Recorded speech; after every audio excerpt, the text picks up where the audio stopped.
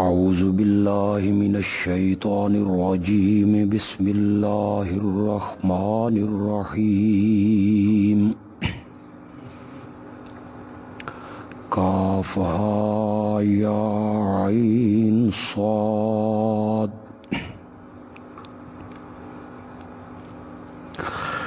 ذکر رحمت ربک عبدہ زکریا اذ نادى ربه نداء خفيا قال رب إني وهن العظم مني واشتعل الرأس شيبا ولم أكن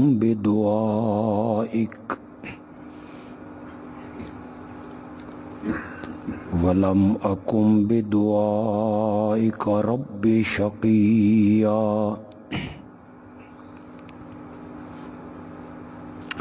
وإني خفت الموالي من ورائي وكانت امرأتي عاقرا فهب لي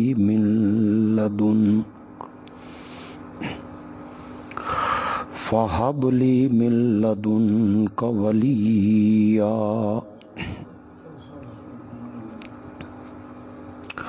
يرثني ويرث من آل يعقوب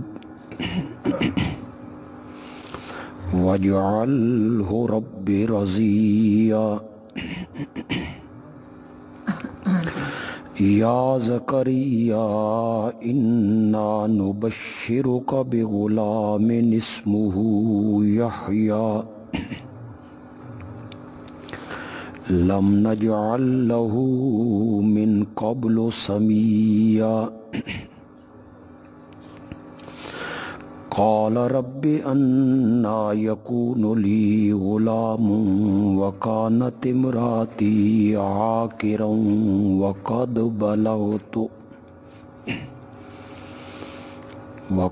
بلغت من الكبر عتيا قال كذلك قال ربك هو علي هين وقد خلقتك من قبل ولم تك شيئا قال رب اجعل لي آية قال آيتك ألا تكلم الناس 3 ليال سويا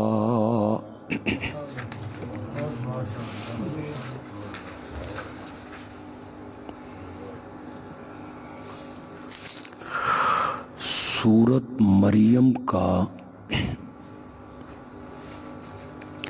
نام سورت مریم اس کی آیت نمبر 16 سے لیا گیا۔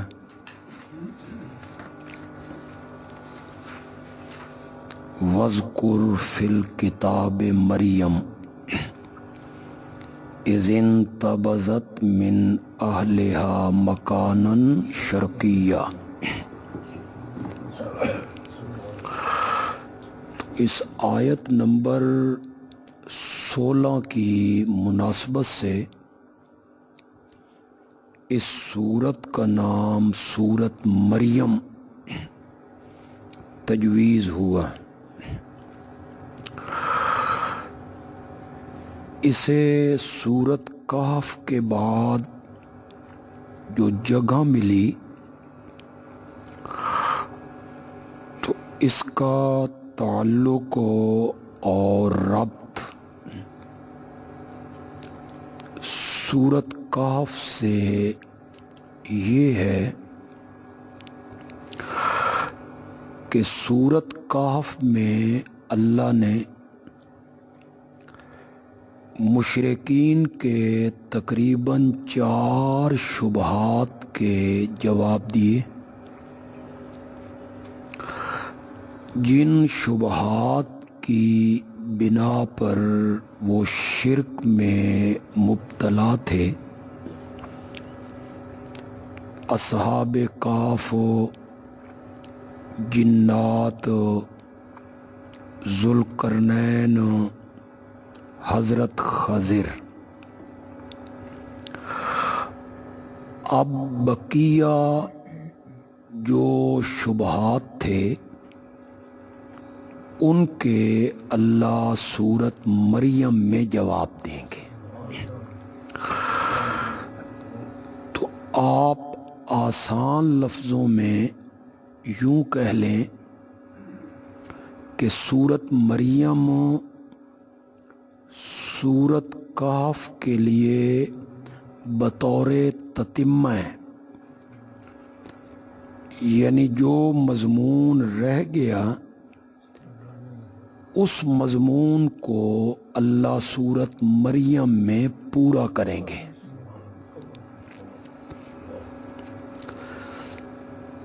کہف میں زیادہ تر زور اس بات پہ صرف کیا گیا کہ جنہیں تم پکارتے ہو وہ عالم الغیب نہیں،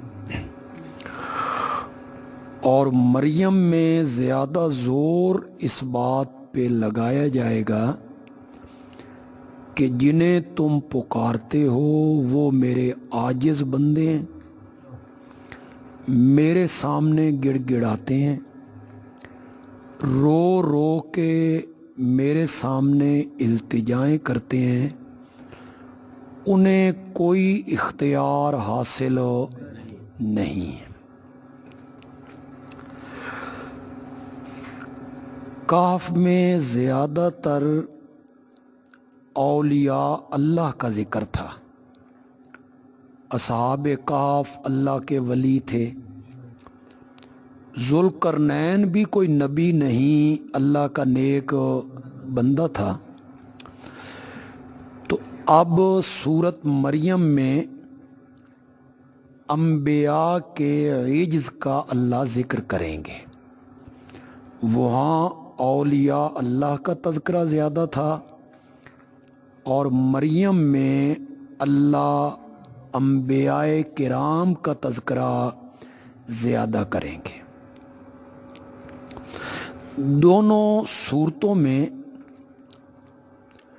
بڑے عجیب، انوکھے اور نادر واقعات بیان ہوئے۔ کہف میں ذوالقرنین کا واقعہ بڑا انوکھا واقعہ ہے کہ مشرق تک پہنچا، پھر مغرب تک پہنچا، پھر اتنی لمبی چوڑی وسیع عریض دیوار اس نے بنا دی۔ پھر ایک عجیب واقعہ حضرت خضر کا ہم نے پڑھا، وہ تختہ اکھاڑ دینا، بچے کو قتل کرنا، دیوار کو سیدھا کر دینا، بڑے انوکھی باتیں تھیں، عجیب باتیں تھیں۔ اب اللہ سورت مریم میں اس سے بھی بڑھ کر عجیب و غریب، نادر اور انوکھی باتیں ذکر کریں گے کہ 120 سال کے بوڑھے کو بانج عورت سے یحییٰ جیسا بیٹا، اور حضرت مریم کو بغیر خاوند کے عیسیٰ عطا کرنا۔ تو جس طرح اس صورت میں نادر باتیں ہوئیں، اسی طرح صورت مریم میں بھی کچھ نادر اور عجیب باتیں اللہ ذکر کریں گے۔ عیسائی حضرت عیسیٰ علیہ السلام کو اور ان کی والدہ محترمہ حضرت مریم علیہ السلام انہیں الہ مانتے ہیں، بلکہ وہ کہتے ہیں کہ 3 الہ ہیں، ایک اللہ، ایک حضرت عیسیٰ، اور ایک ان کی والدہ محترمہ حضرت سیدہ مریم۔ تو یہ 3 الہ وہ مانتے ہیں۔ ان کی پوجا پاٹ کرتے ہیں، ان کی نظریں، نیازیں، پکاریں الہ مانتے ہیں، تو پھر انہیں عالم الغیب بھی مانتے ہیں، مختار کل بھی مانتے ہیں، متصرف الامور بھی مانتے ہیں، مالک بھی مانتے ہیں۔ یہ سب الہ کی صفتیں ہیں نا۔ تو عیسائی حضرت عیسیٰ علیہ السلام کو اور حضرت مریم کو معبود مان رہے ہیں، ان کو مشکلات میں پکار رہے ہیں، انہیں متصرف سمجھ رہے ہیں، اور حضرت زکریا علیہ السلام کو وہ پکارتے ہیں۔ خیال ان کا یہ ہے کہ وہ متصرف ہیں، اللہ کے بڑے مقرب ہیں، انہیں بڑھاپے میں بیٹا ملا، معلوم ہوتا ہے ان کے کچھ اختیار ہیں، تو حضرت زکریا کی بھی پوجا پاٹ کی گئی۔ تو اللہ رب العزت سورت مریم میں ان سب شبہات کو دور کریں گے جی، حضرت عیسیٰ کے بارے میں بھی، حضرت مریم کے بارے میں بھی، اور حضرت زکریا کے بارے میں بھی، کہ یہ عاجز بندے ہمیں پکارتے رہے، ہمارے سامنے التجائیں کرتے رہے، اپنی عبدیت کا اظہار کرتے رہے، یہ معبود بننے کے لائق نہیں۔ تو تین نبیوں کا اللہ، دو نبیوں کا اور ایک حضرت عیسیٰ کی والدہ، اس کا ذکر کریں گے۔ اس کے بعد اللہ ایک بڑی عظیم شخصیت کا یہاں تیسرے رکوع میں جا کے ذکر کریں گے، جد الانبیاء حضرت سیدنا ابراہیم خلیل اللہ علیہ السلام۔ حضرت ابراہیم خلیل اللہ علیہ السلام تمام مشرکین کے متفق علیہ معبود تھے۔ حضرت عیسیٰ کو عیسائی پکارتے ہیں، یہودی نہیں۔ حضرت عزیر کو یہودی پکارتے ہیں، عیسائی نہیں۔ حضرت ابراہیم کو مشرکین مکہ پکار رہے ہیں، وہ حضرت عیسیٰ کو نہیں پکار رہے ہیں، حضرت عزیر کو نہیں پکار رہے ہیں۔ لیکن حضرت ابراہیم علیہ السلام ایسی شخصیت ہے کہ تمام مذاہب، یہودیوں، عیسائیوں، مشرکین مکہ ہوں یا مسلمان ہوں، یکساں احترام کرتے ہیں۔ تمام مذاہب ان کا احترام کر رہے ہیں، اور جتنی مشرک اقوام ہیں، یہودی ہیں، عیسائی ہیں، مشرکین عرب ہیں، وہ انہیں الہ بھی مانتے ہیں، معبود مانتے ہیں، ان کے نام کی نظریں، نیازیں وہ دیتے ہیں، منتیں ان کی مانتے ہیں، چڑھاوے چڑھاتے ہیں۔ تو حضرت ابراہیم علیہ السلام متفق علیہ معبود ہیں مشرکین کے۔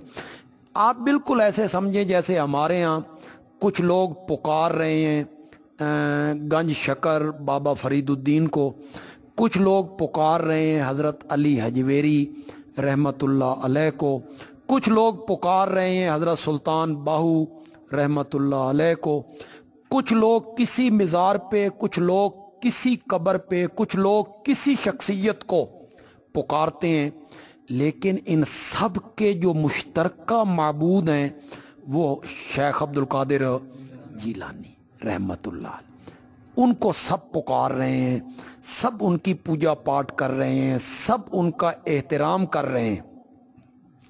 یا شیخ عبد القادر جیلانی شیئا للہ، وہ مسجدوں کے دروازے پر انہوں نے لکھ کے لگوایا ہے، گھروں کے فرنٹ پہ لکھ کے لگوایا ہے، یا شیخ عبد القادر جیلانی شیئا للہ۔ اس کا معنی یہ ہے، اے شیخ عبد القادر جیلانی، آپ کو اللہ کا واسطہ ہے، آپ مجھے عطا کریں، آپ مجھے دیں، میں اللہ کا واسطہ، اللہ کا وسیلہ پیش کر رہا ہوں آپ کے دربار میں۔ یہ معنی ہے اس کا، یا شیخ عبد القادر جیلانی۔ کسی عربی گرامر، جس آدمی کو عربی گرامر سے شدھ بدھ ہے، کوئی عربی کا پروفیسر ہے، کچھ عربی پڑھنے والا طالب علم ہے، اس سے پوچھ لیجئے، یہی معنی ہے، یا شیخ عبد القادر جیلانی شیئا للہ، تجھے اللہ کا واسطہ ہے، تو دے۔ یہ جو بہانے بناتے ہیں نا کہ ہم اللہ سے مانگتے ہیں اور ہم بزرگوں کا وسیلہ پیش کر رہے ہیں. یہاں حضرت شیخ عبد القادر جیلانی رحمۃ اللہ علیہ سے مانگا جا رہا ہے، اور کس کا وسیلہ پیش کر کے؟ اللہ کا. تو یہ شیخ عبد القادر جیلانی جنہیں غوث اعظم کا لقب دیا، غوث پاک بھی انہیں کہا جاتا ہے، غوث اعظم بھی کہا جاتا ہے. آج بھی وہ کہتے ہیں ہم ان کے مرید ہیں. انہیں گزرے کئی سال، صدیاں گزر گئیں، وہ آج بھی کہہ رہے ہیں ان کے مرید ہیں. اور ان کے مریدوں سے نہ حساب ہونا ہے، نہ کتاب ہونا ہے، نہ عذاب ہونا ہے، نہ اللہ نے پوچھنا ہے. بس ان کی بیعت میں داخل ہو جاؤ اور کام ہو. یہ تقریریں ہیں ان لوگوں کی، یہ بیانات ہیں ان لوگوں کے کہ ان کی بیعت میں جو شامل ہو گیا وہ بخشا گیا، ان کی بیعت میں جو شامل ہو گیا اس کی بخشش ہو گئی. تو یہ انہیں غوث اعظم کہتے ہیں. حالانکہ غوث کا لفظ بمعنی فریاد رس ہے. استغاثہ کسے کہتے ہو؟ جب عدالت میں استغاثہ کرتے ہو تو کیا معنی ہوتا کا؟ فریاد کرنا. یہی معنی ہے نا استغاثے کا، کہ جج کے سامنے جا کے فریاد کرنا کہ یہ جائیداد میری ہے، یہ پیسہ میرا ہے، اور میری یہ فریاد ہے، میری فریاد پوری کی جائے. تو اسے ہی تو استغاثہ کہتے ہیں. قرآن پاک نے کہا استستغیثون ربکم. مسلمانوں تمہیں بدر کی وہ رات یاد ہے جب تم اپنے رب کے سامنے استغاثے کر رہے تھے؟ تستغیثون وہی لفظ ہے غوث والا، تستغیثون یعنی مدد مانگنا، استغاثہ کرنا، فریاد کرنا. تو غوث کا معنی ہوا فریاد رس، فریاد کو پہنچنے والا. اور اعظم کا معنی ہوا سب سے بڑا. اب ہمیں پتہ نہیں کہ سب سے بڑا فریاد کو پہنچنے والا شیخ عبد القادر جیلانی ہے یا عرش والا ہے. یہ تو آپ فیصلہ کریں. اللہ کے پاس پہنچیں گے تو آپ کو جواب دینا پڑے گا. یہ غوث اعظم، فریاد رس، یہ صرف اور صرف کون ہے؟ اللہ. تو حضرت ابراہیم علیہ السلام سے اللہ اس شبے کا جواب دیں گے، تم انہیں پکارتے ہو، تم انہیں الہ مانتے ہو، ان کے سامنے سجدہ ریز ہوتے ہو، ان کے نام کی نظر و نیاز دیتے ہو.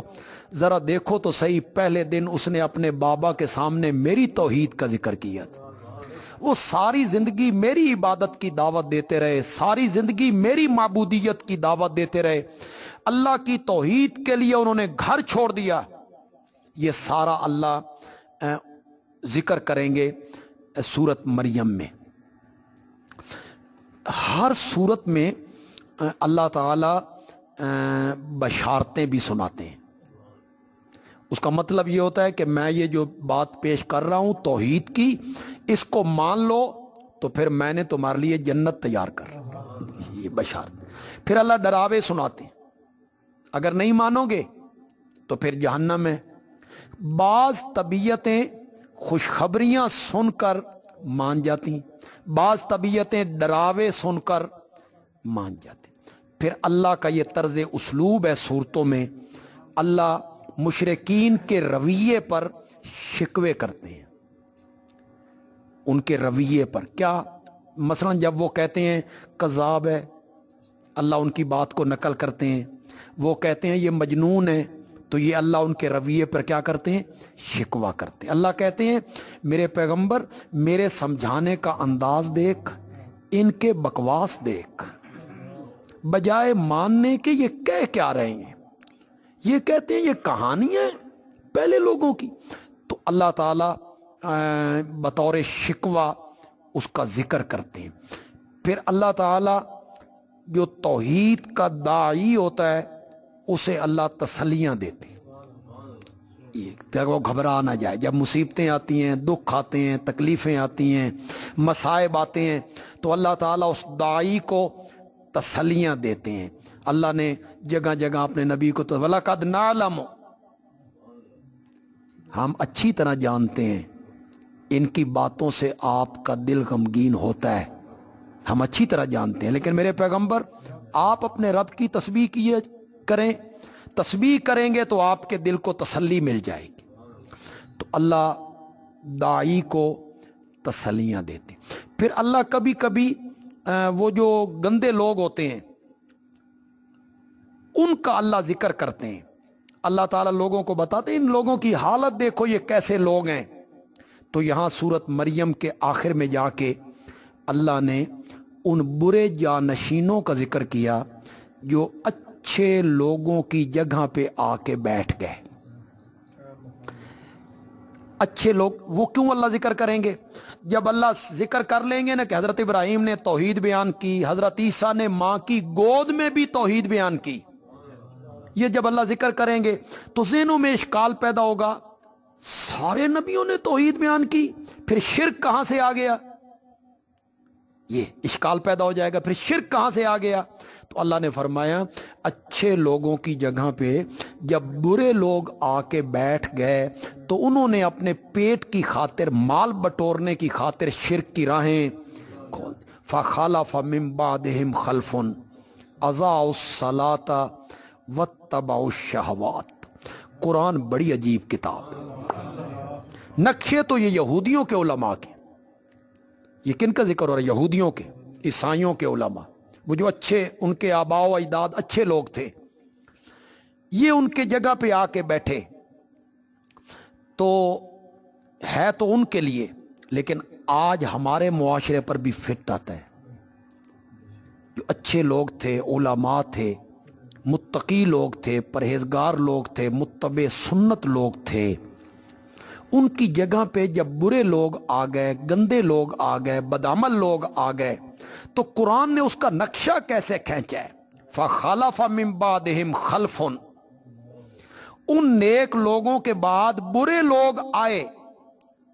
اضاعوا الصلاۃ، نماز کو ضائع کرنے لگے، نماز کو ضائع کرنے لگے. کیا مطلب؟ پڑھتے نہیں. کیا مطلب؟ ٹائم پہ نہیں پڑھتے.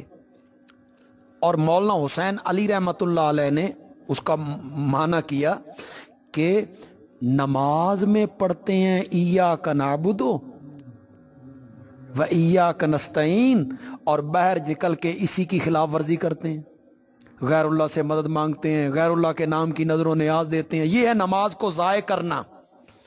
تو وہ نماز کو ضائع کرنے لگے. واتبعوا الشہوات، شہوات کہتے ہیں خواہشات کو. انہوں نے پیروی کی قرآن کی؟ نہ.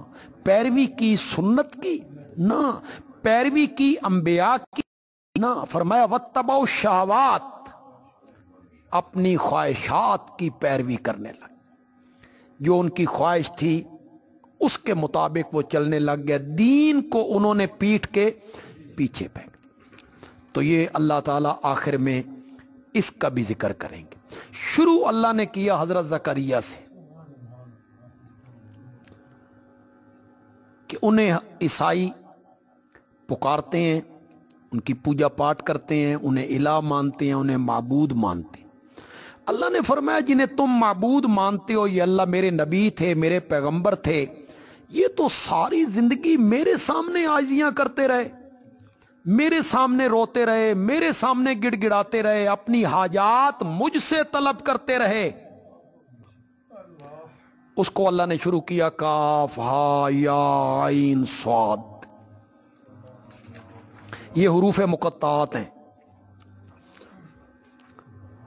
اور یہ واحد صورت ہے جس میں 5 حروف مقطعات اکٹھے آئے ہیں، ورنہ کہیں 3 آئے ہیں، کہیں 2 آئے ہیں. ہا میم یاسین تا ہا اس طرح ہیں، لیکن اکٹھے 5 حرف جو ہیں حروف مقطعات یہ صرف سورت مریم میں آئے ہیں.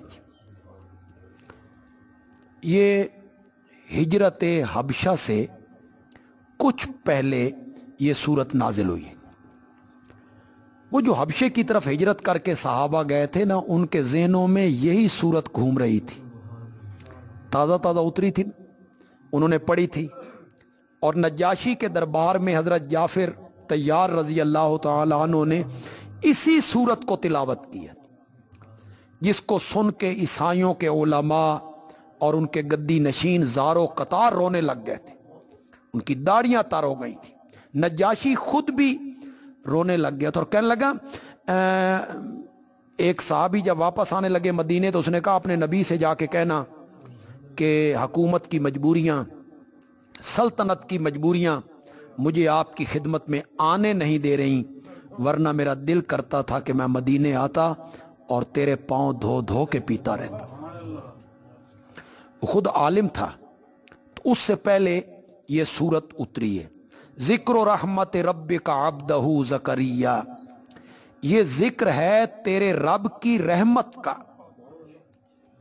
جو اس نے اپنے بندے زکریا پہ کیا تھا، جو رحمت اور مہربانی اس نے اپنے بندے زکریا پہ کی، یہ اس کا تذکرہ ہے۔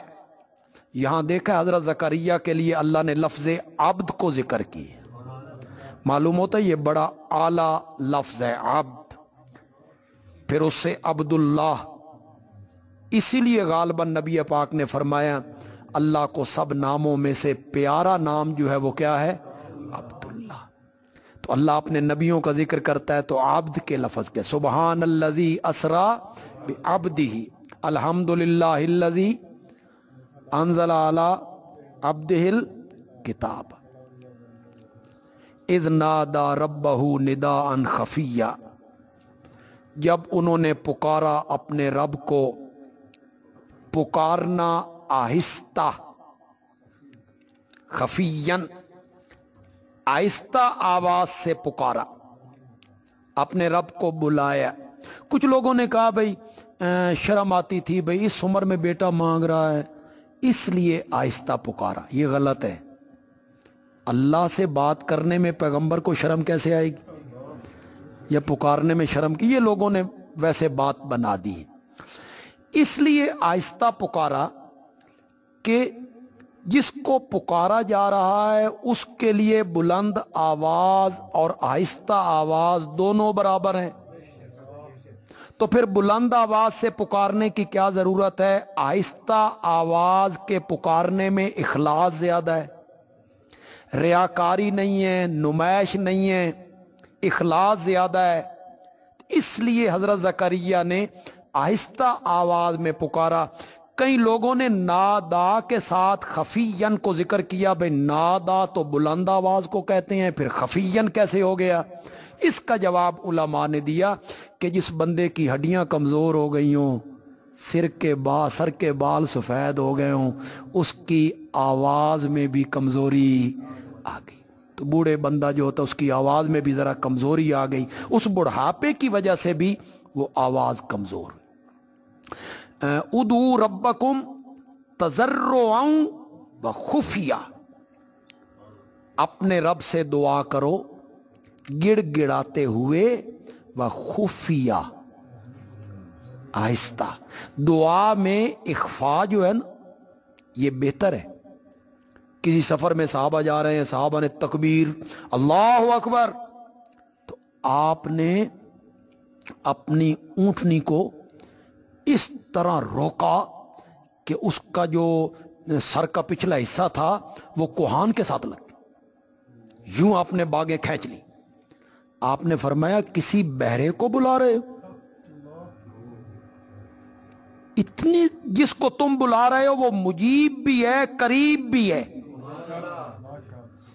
تو نبی پاک صلی اللہ علیہ وسلم نے بھی اسی طرف رغبت دلائی کہ پکار اور دعا کیا ہونی چاہیے؟ آہستہ ہونی چاہیے، اس میں بہتری ہے۔ قال رب انی وہن العظم منی، یہ نادا کی تفسیر ہو رہی ہے جی۔ کیسے پکارا؟ کیا کہا؟ اے میرے رب انی وہن العظم منی، میری ہڈیاں کمزور ہو گئی ہیں۔ جسم میں طاقتور چیز ہی ہڈی ہوتی ہے، گوشتوں سے کمزور ہے، خون بھی کمزور ہے، ہڈی مضبوط ہوتی ہے۔ تو حضرت زکریا کہتے ہیں مولا ہونٹتے ہڈیاں بھی کمزور ہو گئی، تو گوشت کہاں اپنی جگہ پہ رہنا ہے۔ واشتعل الراس شیبا، اور میرا سر بڑھاپے سے بھڑک اٹھا ہے۔ واشتعل الراس شیبا، شعلہ مارنے لگ گیا، یعنی سفید ہو گیا، سر کے بال سفید ہو گئے ہیں، ہڈیاں تک کمزور ہو گئی ہیں اور سر کے بال تک سفید ہو گئے ہیں۔ कहते हैं कि दाढ़ी के बाल पहले सफ़ेद होते, सर के बाल बाद में सफ़ेद होते। तो हज़रत ज़करिया कहना चाहते हैं मौला हुण ते सिर भी चिट्टा हो गया, अब तो सर भी सफ़ेद हो गया है। वलम मकुम बेदुआइक रब्बे शकिया, मैं नहीं रहा तुझसे मांग कर ए मेरे रब शकीयन महरूम, मैं तुझसे मांग के कभी महरूम नहीं रहा। तो आज भी तेरे सामने इल्तिजा कर रहा हूं बेटे की। हमारे शेख ने क्या माना की, बहुत खूबसूरत माना की। वलमकुम बेदुआइक, ये बा जो है ना बेदुआइक, इस बा को कहेंगे सबबिया, ये सबब का माना दे रही है। मैं माना करूंगा तो आपको समझ आ जाएगा। वलमकुम बेदुआइका, बेदुआइका ए बेदुआई इया का, ये जो अहले इल्म लोग कोई सुन रहे हैं, तालिब इल्म सुन रहे हैं, तो ये उनके लिए मैंने लफ्ज बोल दी। बेदुआइका बेदुआई इया का, अब बासबबिया का माना क्या करेंगे? मौला तुझको पुकार के इस वजह से, इस सबब से कि मैं तुझे पुकारता हूं, इस सबब से कि मैं तेरे दरवाजे पे पड़ा हूं, इस सबब से कि मैं बेटा तुझसे मांग रहा हूं, इस वजह से कि मैं तुझे पुकार रहा हूं। मौला तुझे पुकारने की वजह से मैं बदबख्त नहीं हुआ। शकीयन का मैना बदबख्त है, सईद के मुकाबले में है। सईद का मैना बख्त वाला और शकी का मैना बदबख्त। हजरत ज़करिया कहते हैं मौला तुझसे मांगने की वजह से, तुझको पुकारने की वजह से मैं बदबख्त नहीं हुआ। मैं क्यों बदबख्त हूं? जो सिर्फ तुझे पुकारता हूं। बदबख्त तो वो है जो तुझे छोड़ के औरों को पुकारता फिर। वलम मकुम बेदुआए का रब्बे शकिया। कुछ उलमा ने यह भी मैना किया, मौला जब भी तूने मुझे बुलाया तो मैं तेरे हर हुक्म को मानने के लिए तैयार हुआ। बेदुआइक का माना किया, यानी तेरी पुकार। तूने जब मुझे पुकारा, मुझे बुलाया कि ये कर ये कर ये कर, तो मौला मैंने कभी इनकार किया? सूरत आले इमरान में इस वाक़या की पूरी तफसील है, उसको देख लेते हैं, फिर ज़रा मसला ज़्यादा खुल जाएगा। सूरत आले इमरान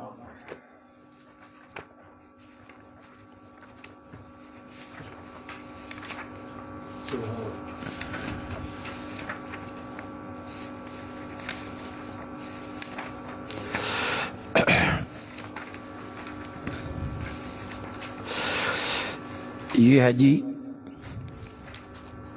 सफ़ा नंबर 70 है जी, बल्कि इससे भी पीछे आइए, 69 पे आ जाए। सफ़ा नंबर 69 पे सूरत आले इमरान है, तीसरा पारा है और इसकी आयत नंबर 36 पे ही आ जाइए। बस इसका मैं मफ़हूम बयान करूंगा, तर्जमा नहीं करूंगा। मरियम की वालदा मोहतरमा ने जब वो उम्मीद से हुई तो मन्नत मानी कि अगर मेरी जो उम्मीद है इसे तू लड़का बना दे तो मैं इससे कोई अपनी खिदमत और काम नहीं लूँगी, इसे तेरे घर की खिदमत के लिए वक़फ़ कर दूँ। जब उन्होंने जना तो वो बेटी थी। उन्होंने कहा मौला बेटियां तो कबूल नहीं होती बैतुल मक़दस की खिदमत के लिए, तो मैंने तो मन्नत मानी थी। अल्लाह ने फरमाया जो तूने बेटा मांगा था मेरी दी हुई बेटी का वो मुकाबला नहीं कर सकता। मरियम नाम रखा गया और शैतान से रब की पनाह में दी गई। अल्लाह ने मन्नत मान ली, मरियम को कबूल कर लिया गया। ज़करिया इनके खालू हैं, तो मुनासिब समझा गया कि ये खालू की कफ़ालत में, परवरिश में दे दी जाएं। वहाँ वो उनकी कफ़ालत में हैं। कुल्लमा दखल अलैया ज़करिया मेहराब, जब भी ज़करिया हुजरे में आते, वजद इंदहा रिज़्क़न, तो उस बच्ची के पास रोज़ी रिज़्क़ पाते। और बे मौसमे कहते, या मरियम अन्ना लके हाजा, ये खाना कहाँ से आया है। अन्ना मकानिया, किसी मंडी में नहीं मिलता, तेरे पास कैसे आया। या अन्ना जमानिया, इसका मौसम कोई नहीं, तेरे पास कैसे आया। कालत हुआ मिन इंदिल्लाह, उस बच्ची ने जवाब दिया, ये उसकी तरफ से आया है जो मौसमों का पाबंद नहीं है। बस मरियम ने यह बात की, ज़करिया के दिल में उतर गई कि उनके यहाँ बेटा नहीं था। सोचा मौसम तो मेरा भी कोई नहीं। हुनालिका दआ ज़करिया रब्बा, उसी वक़्त या उसी जगह, दोनों माने हो सकते हैं, उसी टाइम या उसी जगह पुकारा ज़करिया ने अपने रब को। काला रब्बे हबली मिन लदुनका ज़ुर्रियतन तय्यबा, ऐ मेरे पालनहार बख्श दे मुझे अपनी तरफ से, न मुझ में कुव्वत है न ताकत है, बीवी मेरी बांझ है, ये तूने देना है तो अपनी रहमत से ही देना है। ज़ुर्रियतन तय्यबा, औलाद साले, इन्नका समीउद दुआ, ये जुमला तालीलिया है, माँ कबल की इल्लत बयान हो रही है। मौला तू ही दे सकता है, इसलिए कि पुकारों का सुनने वाला जो तू, ये इल्लत बयान। इन्नका समीउद दुआ, बेशक तू है पुकारों का सुनने वाला। तो अल्लाह ताला ने उन्हें बशारत दे दी। तो ये सारा वाक़या सूरत मरियम आल इमरान में उसका पस मंज़र अल्लाह ने बयान किया है। व इन्नी खिफ्तुल मवालिया मिन वराई व कानत इमराती आकिरन। हज़रत ज़करिया ने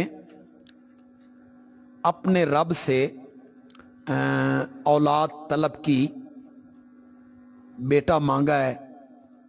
मैंने आले इमरान, सूरत आले इमरान भी आपके सामने रखी। जितने लोगों तक मेरा ये पैगाम पहुंच रहा है, मैं बार बार ये जुमले कहता हूँ, आप शायद महसूस भी करते हो, लेकिन मेरे दिल की ये तमन्ना है कि जो लोग भटके हुए हैं, जिन्हें समझ नहीं है कुरान की, लोगों ने गलत तरफ उन्हें लगाया है, अल्लाह करे हमारी आवाज़ उन तक पहुँचे और वो तौहीद का मीठा मेवा चख लें। अल्लाह करे वो शिरक से बच जाएं। ऐसे कोई अफराद, मेरी माएँ, बहनें, बेटियाँ सुन रही हैं, जो औलाद लेने के लिए कभी किसी दरबार पर, कभी किसी ताज़िए पर, कभी किसी ताबूत पर धक्के खा रही होती हैं। हज़रत ज़करिया से बड़ा दरबार कोई नहीं, वो तो जिंदा है। फिर वो वली नहीं, अल्लाह का नबी है। सारी कायनात के वली इकट्ठे हो जाएं, उसके मकाम को नहीं पहुंच सकते हैं, उसके मर्तबे को नहीं पहुंच सकते हैं भी जिंदा। 120 साल की उम्र हो गई, उनके यहां औलाद नहीं है। अगर औलाद नबियों, वलियों, बुजुर्गों, नेक बंदों के कब्जे, इख्तियार, तसर्रुफ में होती तो हजरत ज़करिया 120 साल तक इससे महरूम न रहते। तुम्हें क्यों समझ नहीं आ रही? तुम्हें क्यों लोगों ने दरबारों की तरफ और फलां मन्नत मान लो और फलां का सलाम मान लो तब औलाद होगी? ये अल्लाह का पैगंबर है, वाकया बयान किया जा रहा है। इससे आपको समझ क्यों नहीं आ रही है कि औलाद के खजाने सिर्फ अल्लाह के पास हैं? और अगर आप ये कहें कि हम अल्लाह से ही मांगते हैं, वहां जाके मांगते हैं, उसकी भी तो कोई वजह बताओ ना, कि वहां जाके मांगेंगे तो कबूल होगी।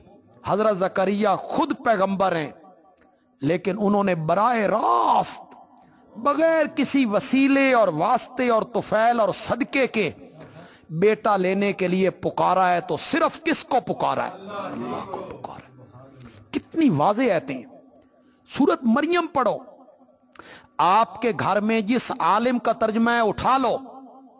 میں یہ نہیں کہتا ہوں کہ دیوبندی عالم کا ترجمہ آپ پڑھیں، نہیں، کسی بریلوی، شیعہ، دیوبندی، اہل حدیث عالم کا ترجمہ آپ کے گھر میں ہے، خدا کے لیے اٹھاؤ، مت جاؤ فلاں عالم یوں کہتے ہیں اور فلاں، قرآن پڑھو، اٹھاؤ اور سورت مریم کی یہ ابتدائی آیتیں پڑھو۔ کسی کے قبضے میں نہیں ہے، کسی کے تصرف میں نہیں ہے، کسی کے اختیار میں نہیں ہے، صرف اور صرف عرش والے کے اختیار میں۔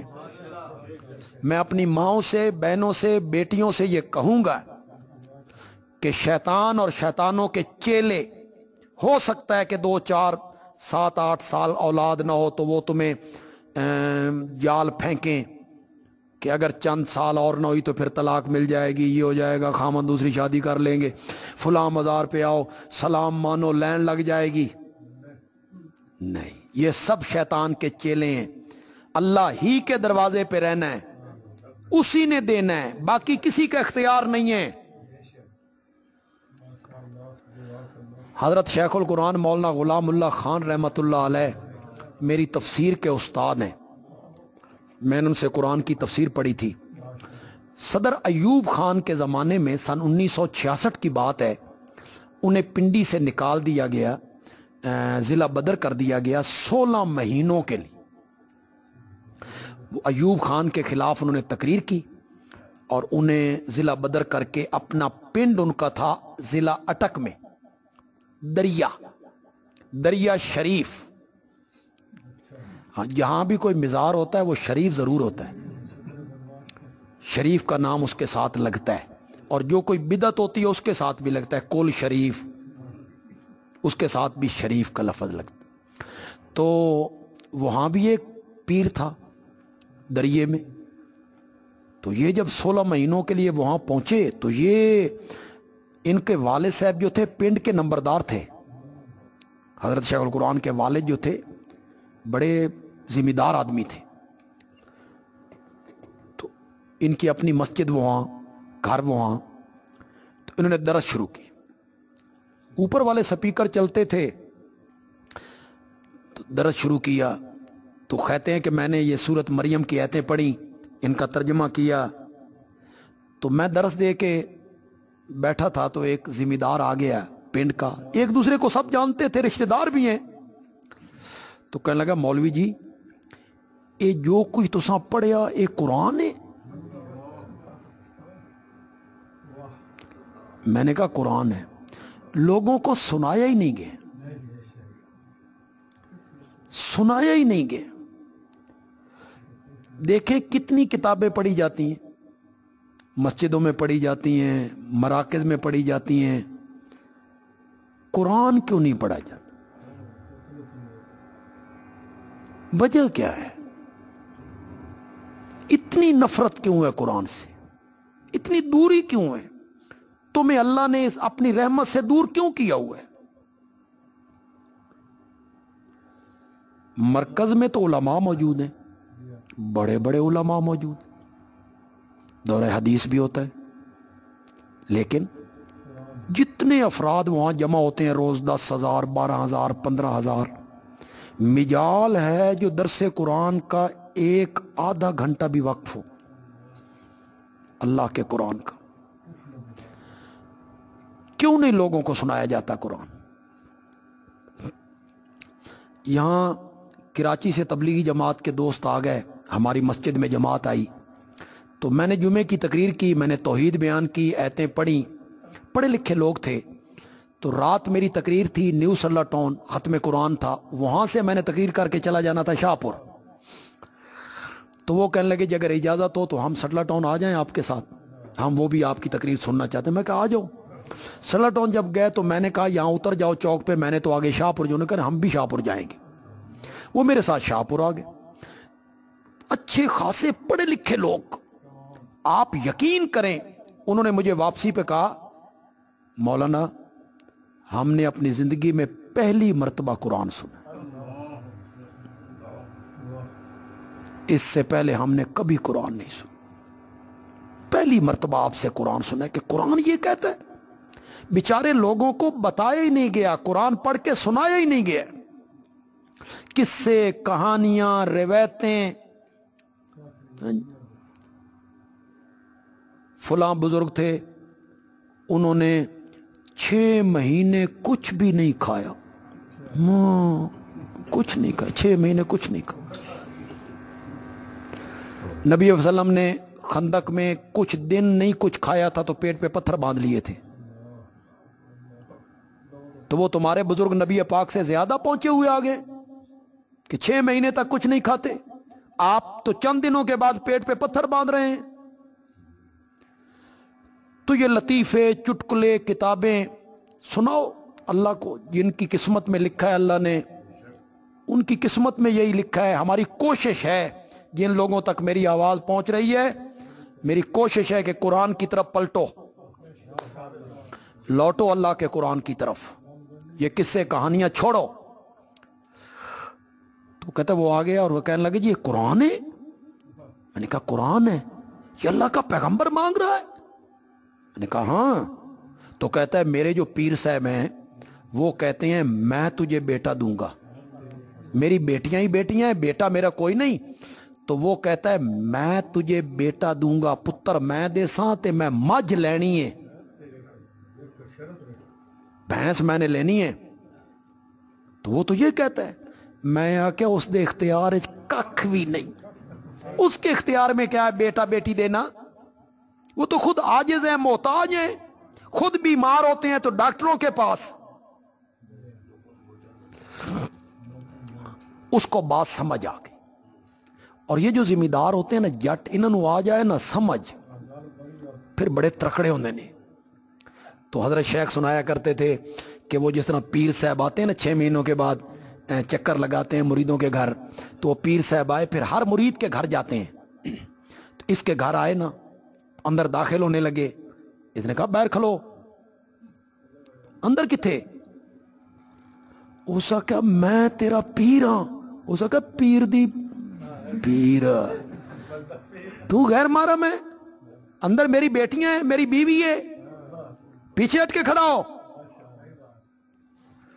تو وہ دوسرے مریدوں کو کہتا ہے او خیر ہوئے کی ہو یس؟ انہاں کیا غلام اللہ خان کول پہنچ گیا ہی،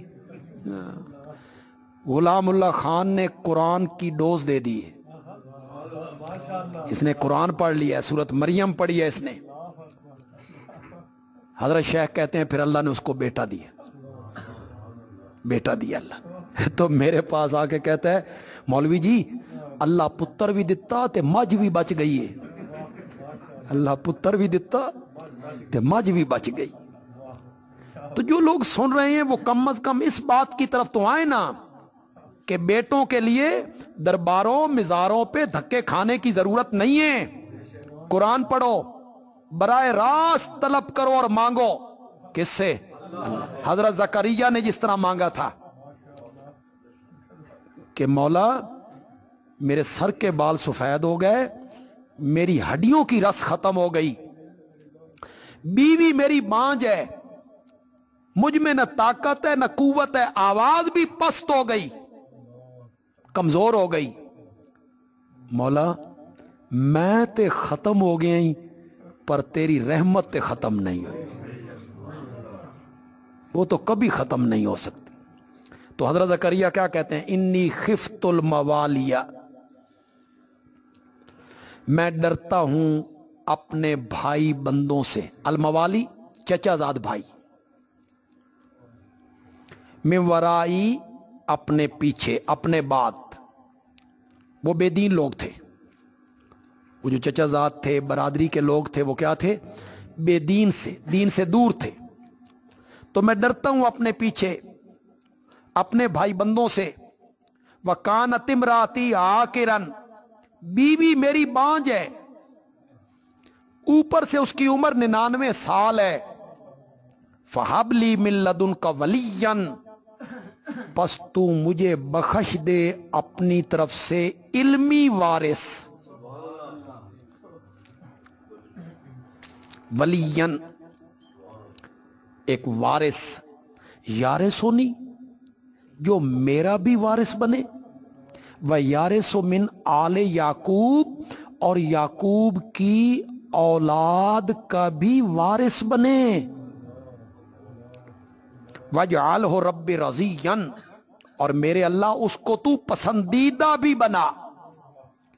ऐसा बेटा अता कर जो तेरी नजरों में तेरा पसंदीदा हो, चुना हुआ हो। ये जो आयत है, हम अहले सुन्नत जो हैं, हमारा ख्याल और अकीदा ये है कि अंबिया न किसी के वारिस बनते हैं और न वो किसी को वारिस बनाते हैं। जो वो छोड़ते हैं वो सदका होता है। अंबिया वरासत में माल नहीं छोड़ते, इल्म छोड़ते हैं। अल उलमाओ वरासतुल अंबिया, उलमा अंबिया के क्या है? वारिस। उसका क्या मतलब है? इल्मी वरासत। अंबिया की वरासत इल्मी होती है, अंबिया की वरासत माली नहीं होती। ये अहले सुन्नत का अकीदा है। अहले तशय्यो का नजरिया ये है कि नहीं, दूसरे लोगों की तरह अंबिया भी वरासत में माल छोड़ते हैं और उनकी औलाद उस माल की क्या बनती है? वारिस बनती। आपने एक लफ्ज़ सुना होगा, बाग़े फदक। तो वो कहते हैं बाग़े फदक नबी पाक की मिल्कियत था और ये हज़रत फ़ातिमा को मिलना चाहिए था। हज़रत फ़ातिमा लेने के लिए गई, उन्हें जुल्म किया गया, उन्हें उनका हक नहीं दिया गया, उनका हक मार लिया गया, उन पर ज़्यादती की गई। और इसी बिना पर वो हज़रत अबू बकर और हज़रत उमर और हज़रत उस्मान रज़ी अल्लाह ताला अन्हुम अजमईन इनको अच्छा नहीं समझते। वो कहते हैं ये जालिम थे, गासिब थे, इन्होंने हक गसब किया था हज़रत फ़ातिमा का, फदक उनकी मिल्कियत थी, तो वो वरासत के कायल हैं। पहली बात तो मैं इस सिलसिले में अर्ज ये करूंगा कि हमारी अहले सुन्नत की किताबें तो इस बात पे गवाह हैं कि अंबिया की वरासत नहीं होती। मज़े की बात यह है कि अहले तशय्यो की मोतबर किताबें वो भी यही कहती हैं। हाँ, उसूल काफ़ी में ये रिवायत मौजूद है। आपने फरमाया हम ना किसी के वारिस बनते हैं और ना वरासत में हम माल छोड़ते हैं, हम तो वरासत में इल्म छोड़ते हैं। ये उनकी किताबों में भी मौजूद है। तस्लीम न करे तो उनकी मर्जी है, वरना उनकी किताबों में ये सारी बातें लिखी हुई। फदक नबी पाक की मिल्कियत नहीं था, ये माले फै था। यानी कोई माल जो गनीमत में आए, ये जमीन थी गनीमत में आ गई, ये माले फै था, इसकी आमदन नबी पाक और नबी पाक के घर वालों पे क्या होती थी? खर्च होती थी।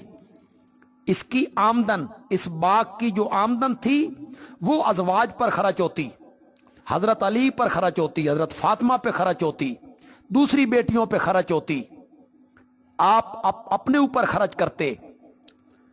बागे फदक को जब हजरत सिद्दीक़ अकबर रजी अल्लाह ताला अन्हो, जिस तरह रिवायतों में आता है कि हज़रत फ़ातिमा ने जब मुतालबा किया तो उन्होंने हज़रत फ़ातिमा रज़ी अल्लाह ताला अन्हा को यही हदीस सुनाई कि आपके बाबा का ये फरमान है और मैं फदक के मामले में उसी बात पे अमल करूंगा जिस बात पर मैंने नबी अकरम सल्लल्लाहु अलैहि वसल्लम को पाया है। यानी उसकी आमदन अब भी तुम्हें मिलेगी, अजवाज को भी मिलेगी, तुम्हें भी आमदन मिलेगी। मिल्कियत नहीं था वो नबी पाक का, उसकी आमदन खर्च होती थी आप पर, आपकी अजवाज पर। दूसरी बात यह है कि क्या नबी अकरम सल्लल्लाहु अलैहि वसल्लम की वारिस सिर्फ सैयदा फातिमा थी? अजवाज वारिस नहीं है, बीवियां वारिस नहीं है, तो फिर हजरत अबू बकर ने अपनी बेटी को दे दिया होगा, हजरत उमर ने अपनी बेटी को दे दिया होगा? नहीं। अगर उन्होंने हजरत फातिमा को बागे फदक नहीं दिया तो अपनी बेटियों को भी तो नहीं दिया, अजवाज को भी तो नहीं दिया। तो फिर रोना तो ये आप रोते कि देखो जी अजवाज में तकसीम हो गया और इधर तकसीम नहीं हुआ, तो उन्होंने तो उधर भी नहीं दिया। हदीस सुनाई, आपके बाबा का ये इरशाद है। आपको पता है कि एक दफ़ा गुलाम आए, लौंडियाँ आई, तो हज़रत अली रज़ी अल्लाह तआला अन्हु ने हज़रत सैयदा फ़ातिमा रज़ी अल्लाह तआला अन्हा से कहा कि तुम भी चक्की खुद पीसती हो, घर में झाड़ू खुद देती हो, तो काम तो नौकर आए हैं, बांदी आई हैं, जाओ एक बांदी ले लो। तो हज़रत फ़ातिमा आई बांदी लेने के लिए, माल लेने के लिए। तो मेरे नबी ने माल दिया? नहीं दिया। क्या दिया? अमल दिया, इल्म दिया। बेटी लौंडी दूं या लौंडी से भी बेहतर चीज बता दूं? वो नमाज के बाद वाली तस्बीहात बता दी।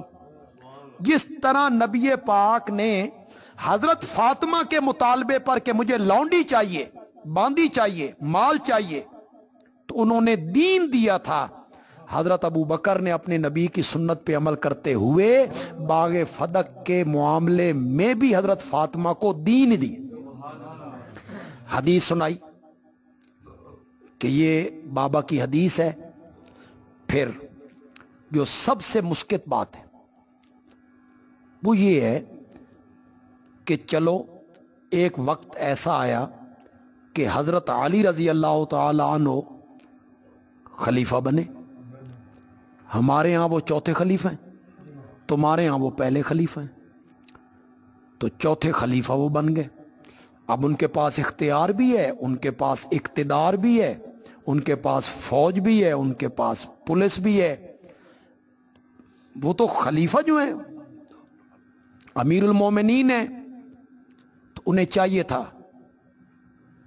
कि जो हक गसब हुआ फातिमा का, और इन्होंने जुल्म किया पहले तीनों साहबा ने अलियाज़ु बिल्लाह, तो हजरत अली को चाहिए था कि वो हक फातिमा की औलाद को लौटाते। हसनैन करीमैन को कहते ये तुम्हारी माँ का हक था, अब वरासत में मैं तुम्हें दे रहा हूं, मैं जुल्म के खिलाफ आवाज उठाऊंगा, ये गसब किया था उन्होंने, मैं सही करूंगा, अदल से फैसले करूंगा। फरीकैन की किताबों ने लिखा कि हजरत अली रजी अल्लाह तआला अन्हु ने फदक का ये माल हजरत फातिमा की औलाद को नहीं लौटाया। सिर्फ हमारी किताबों ने नहीं लिखा, फरीकैन की किताबों ने ये लिखा, नहीं लौटाया, बल्कि ये फरमाया, सुनिएगा बात, ये फरमाया मैं भी फदक के मामले में उसी तरीके पे अमल करूंगा जो तरीका अबू बकर, उमर, उस्मान ने किया था, मैं भी उसी पर अमल करूंगा। और वो तरीका क्या था कि उसकी आमदन जो है वो नबी पाक के घराने पर क्या होगी? तकसीम होगी। अहले तशय्यो इस आयत को दलील बनाते हैं। अंबिया की वरासत होती है। वो कहते हैं देखो, हजरत ज़करिया कहते हैं मौला अपनी तरफ से एक वारिस दे दे, यारे सोनी, जो मेरा वारिस बने। मेरे पीछे जो चचाजाद हैं, भाई बंद हैं, उन पर मैं मुतमईन नहीं, वो बेदीन लोग हैं, तो मुझे वारिस दे जो मेरा वारिस बने। तो तुम कैसे कहते हो कि अंबिया की वरासत नहीं होती? हमने कहा यहां से मुराद वरासत माली नहीं, वरासत इल्मी है। क्यों जी? हजरत ज़करिया कितने मालदार थे पता है आपका? क्या लकड़ी का काम करते थे, बढ़ई, हैं जी, लकड़ी का काम, मजदूरी करते थे। उनकी कोई कारखाने थे, जमीनें थी, कोठियां थी, उनको फिक्र पड़ी हुई थी मौला बाद में मेरी विरासत कौन ले जाएगा, ये रकम कौन ले जाएगा, ये पैसे कौन ले जाएगा, उन्हें ये फिक्र पड़ी हुई थी। तो गरीब आदमी थे, बड़े का काम करते हैं वो। एक दूसरी बात, नबी से ये बईद है कि उसे ये फिक्र खाए जाए कि मेरे बाद मेरे माल का वारिस कौन हो। एक नबी की अजमत से ये बईद है। اور تیسری بات جو زبردست بات ہے وہ یہ ہے کہ زکریا کے تو وہ وارث بنیں گے، و یارث من آل یعقوب وہ کیوں بنیں گے؟ یہ جو بیٹا پیدا ہوگا یا یہ آل یعقوب کا وارث کیسے بنے گا جی؟ ساری آل یعقوب کا یہ مالی وارث بنے گا؟ تو یہ آل یعقوب کی جو وراثت کا یہاں ذکر ہوا، اس نے اس بات کو ثابت کیا کہ یہاں سے وراثت مالی مراد نہیں ہے، بلکہ وراثت کون سی مراد ہے؟ علمی مراد۔ یارثونی و یارث من آل یعقوب، وہ جو حضرت یعقوب کی اولاد ہے، اوپر سے چلے آ رہے ہیں، حضرت یوسف ہیں، پھر انبیاء کا ایک سلسلہ ہے، حضرت موسیٰ ہیں، حضرت ہارون ہیں، حضرت یوشع بن نون ہیں، وہ جو ایک سلسلہ چلا آ رہا ہے دین کا، توحید کے بیان کرنے کا، اس کو وہ سنبھالے، اس وراثت کو وہ سنبھالے، علمی وراثت۔ دوسری بات یہ ہے کہ اگر یہاں مالی وراثت ہوتی تو باپ کا وارث کون ہوتا ہے؟ بیٹا۔ تو کہنے کی کیا ضرورت ہے؟ وارث ہی بیٹا ہوتا ہے، تو حضرت یعقوب کو یہ کہنے کی کیا ضرورت تھی میرا وارث بنے، مجھے ایک بیٹا دے دے جو میرا وارث بنے؟ باپ کو یہ کہنے کی کیا ضرورت ہے کہ میرا وارث بنے؟ بننا ہی بیٹے نہیں ہے وارث۔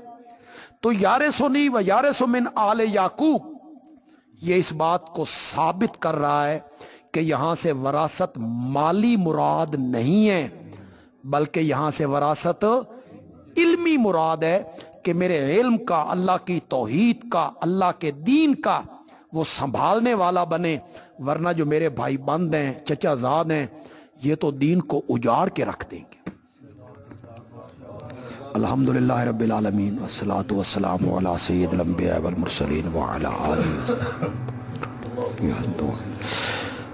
ہمارے بھائی جاوید صاحب، جاوید کمبو، اربن ایریا میں ہمارے نمازی تھے، بڑے پکے اور بڑے مواعظ ساتھی تھے، ان کا انتقال ہوا گزشتہ دن۔ صبح کی نماز یہاں سے پڑھ کے گئے، صبح کی نماز یہاں پڑھ کے گئے، گھر گئے تو بس فوت ہو گئے، اللہ کو پیارے ہو گئے۔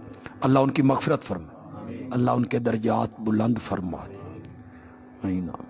اگلے جمعے درس نہیں دیں گے جی، اگلے جمعے ذرا چھٹی کریں گے کہ پھر ہفتے کو عید ہے، اور انشاءاللہ اور اس سے اگلے جمعے پھر درس ہوگا انشاءاللہ۔